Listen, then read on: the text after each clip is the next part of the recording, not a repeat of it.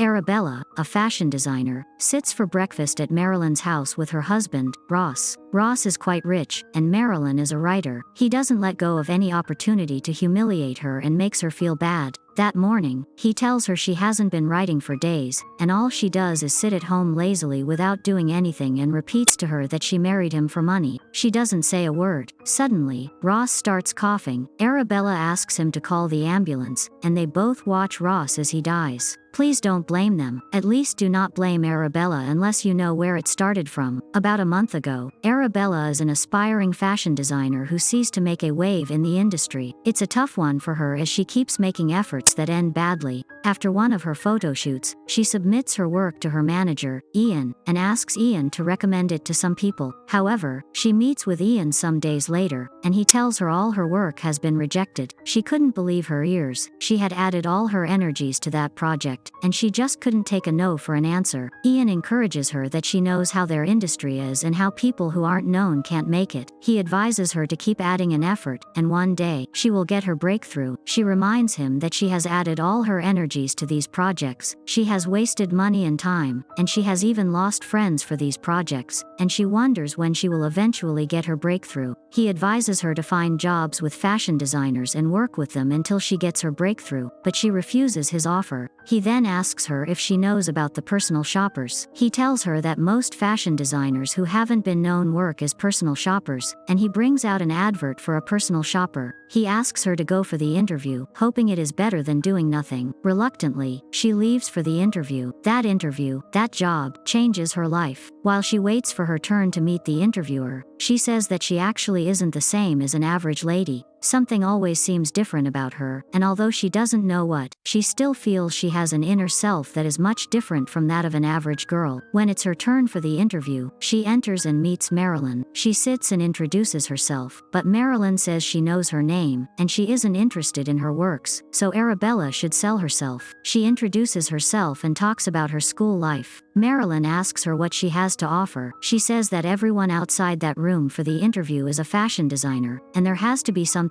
that she can do specially. She tells Marylin that she is sure she could do the job better than everyone outside that room. So Marylin asks her if her parents support the career choice she has made for herself, but Arabella says her parents are late. Marylin tells her she has a book launch in 3 weeks and she needs a personal shopper who could dress her in an emergency every day till the end of the launch, and asks if Arabella is capable. At that point, Arabella feels intimidated. She comments that there is a way Marylin speaks to her that makes her feel like someone is thumping her. She leaves the room angrily, disposing of the job advert. Little does she know that Marylin will be the one that will unleash her inner self. She returns home, and she meets a plumber who is to work on their faulty taps. She goes to him, and the man, Marcus, tells her about how he relocated to that city about 2 years ago, and now he has his job, and he has a house to himself. All he wants more is a woman. He tries to cut some seductive eyes for her, but her roommate, Safi, enters. She asks if Marcus is hot and if they can use Marcus. Having confirmed with Arabella, she goes to meet Marcus, asking him if he could help them repair a tap that has spoilt in their room. They take him to the room where they make out with him, and he has sex with both of them. Arabella comments about how wild Safi is. She was the one who first helped her in unleashing her inner self, but she couldn't get it done completely. After the affair, they both collapse on the bed. Safi drags her up to kiss her and asks her if she feels anything with the kiss, but they both do not feel anything. They wonder why they only feel like touching each other when there is a man with them, and that man is the 4th man they have shared. Arabella tells her it's because they aren't lesbians. Arabella tells Safi about the job interview, saying that Marylin makes her feel weak, so Safi advises her to leave Marylin and her job. Fortunately, the following day, Marylin calls Arabella to inform her that she has been employed for the job and she should bring dresses to her apartment the following day. When Arabella gets to her house, she sees her husband, Ross. At a first glance at Ross, it's obvious he is a cheat, and she figures the reason Marylin feels power freaked over her is that Marylin wants to feel loved too. She drops Marylin clothes, and Ross calls her for coffee. Marylin returns afterwards and can't find her manuscripts. She sees it with Ross, who reads it to embarrass her, and she tells him to stop. He calls her to the room, where he slaps her and tells her she doesn't contribute any money to that house, so she has no right to talk to him that day. He walks away, and Arabella goes to console Marylin. Marylin tells her it is fine and tells her to prepare her clothes and leave. Arabella asks what the book is about, and she tells her it's about a man who maltreats his wife until she kills him. Arabella has always loved girls. It makes her feel wet, and she feels so attracted to Marylin. However, Arabella stays by and sniffs all of Marylin's clothes, and when she sees her, she runs to the closet. Marylin comes with a man, and she watches them have sex and touches herself. She runs out when Marylin goes to have her bath, and she tries it again the second time. She finds herself unable to stop it. One morning while she shops for Marylin's interview clothes with Dylan, she gives Marylin clothes she made, but Marylin rejects them. She gives her designer wear, and Marylin goes for her interview. After the interview, Dylan flirts with her, and they have sex while she watches in the bedroom. For the first time, she feels like joining her. Her inner self has woken up, and she feels she could join. That night, she calls Safi and tells her she wishes to join the relationship, although Safi thinks it's because that's her mother's death week, and she is just scared. She tells Safi she isn't drinking or on drugs, so she is fine. The following day, she goes to Marylin's house, and she sees Marylin with another man. She watches as Marylin has sex with him, and when the man goes to use the restroom, Marylin calls out for Arabella. She says she knows Arabella has been watching, but she only wonders why Arabella has never joined. She asks Arabella if she will join and become a loyal dog, and Arabella accepts. When the man returns, she blindfolds him and asks Arabella to enter and have sex with him. Marylin watches as Arabella has sex with the man, and she masturbates. After the affair, they talk, and she asks Arabella of her most public sex. Arabella narrates when she had sex with her best friend's dad on the train, and Marylin gives her a chain telling her she will be her dog, following her everywhere she wants, and she will pay her. During their next dressing, she asks Arabella to attend one of her husband's business meetings with her. Ross sleeps right after the meeting, and Marylin proceeds to have a threesome with two of the men, and another one goes to have sex with Arabella. The following day, Arabella asks her what she would have done if Ross wakes up and asks her why she had stayed in a loveless relationship. Marylin explains that Ross threatens to collect everything from her, and she feels trapped. After that conversation, she sees Ross talking to a strange man. She wonders if she should tell Marylin, especially now that she is her submissive, but she doesn't tell her. She meets with Safi, who wonders if she is in love with Marylin, but she claims she isn't in love. She returns to Marylin's house and sees the door locked. She enters through the back door, and she sees Marylin injured. She goes to console Marylin, who asks to take her to where she unwinds from pain. She takes Arabella to a club. It's a members-only BDSM club and lies Arabella as her daughter so Arabella can gain entrance. Arabella had never been to a club like that, which was an experience. She refuses to inflict pain, and Marylin ties her and makes her watch her sex. Arabella gets jealous that other men are touching Marylin while she watches, and the following day, when Marylin releases her, Marylin asks if she will do anything for her. She kisses Marylin, and they have sex. At home, she informs Marylin of the strange man. When Marylin wakes, she sees Arabella making breakfast for Ross. That breakfast led to his death, and while he is in pain, they make him watch them as they have sex. The police are invited, and they ask them if they know anyone who can hurt Ross, so Arabella talks about the strange man in hoodie. After the meeting, Marylin has a bath with her and tells her they have to have space for some days, asking her how she got the power to kill her husband and how she feels having that dominance. Arabella narrates that she had intercourse with Safi's father at the age of 13, and it continues until she tells him she wants something serious, and he breaks up. She threatens to tell Safi, but he begs her otherwise. 2 days later, he commits suicide. They depart that night, and she decides to use her new energy to create designs, and her designs are accepted by a designer who asks her to make a sample. She calls Marylin to celebrate, and she sneaks into Marylin's house. She meets the man in a hoodie and confronts him. The man tells her he is a private investigator hired by Ross, who feels his life is at stake. He says she should be fearful of Marylin as Marylin will always have the power, and no one will have power when she is there. The man leaves, and Marylin arrives. She packs her load hurriedly, and when Arabella confronts her, she calls the police and makes them wear how Arabella killed her husband. She attempts to leave, and Arabella asks if she is used. She explains to Arabella that everything was her plan and she was in power. She wanted her husband dead, and she didn't want to use her hands, so Arabella was the best fit. She says it's time for the final act, and she brings out a hammer and hits her head. Arabella feels compassion for her and takes the hammer from her. The police arrive, and Marylin pretends to be the victim. Arabella is arrested, and she gets imprisoned for 6 years. She is released for good behavior, and she finds Marylin waiting for her at the prison gate. Throughout her stay at the prison, she figures out what her real position is. It's not to be a designer but to be Marylin's pet, and movie ends here.